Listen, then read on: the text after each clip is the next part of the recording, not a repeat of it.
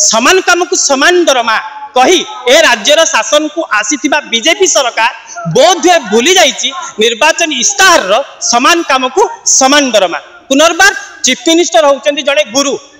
6-7 दिन तल 26 तारीख रु आमे प्रेस रिलीज आपण माध्यम रे देइथिलु। ए राज्यर मुख्यमंत्री कोन जानि पारिले नाही जे ए राज्यर गुरु दुख भोक विकल रे क्रंदन करूची दीर्घ 15 वर्ष धरी मागणार ए राज्यर शिक्षा व्यवस्था को निज कांधरे बोही चली बोली। तेणु आज आम राजरास्तार जदि सरकार आमको गुरुर मान्यता न दियंती निजर डिंडिम निजे गुरु बोली कही पिटवा पाई आम श्रेयस्कर मनुना सरकार समान काम को समान दरमा कही।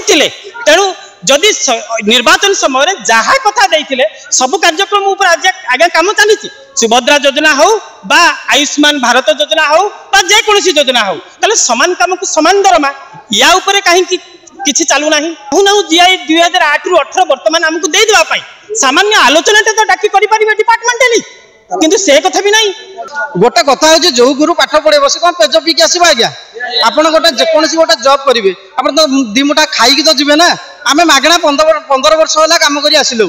एवं आम क्या बिलंग करूँ कौ संस्था को बिलंग करें जानते ओडिशा रे समस्त अनुदान प्राप्त और अण अनुदान प्राप्त कॉलेज एवं जो उच्च शिक्षानुष्ठान रे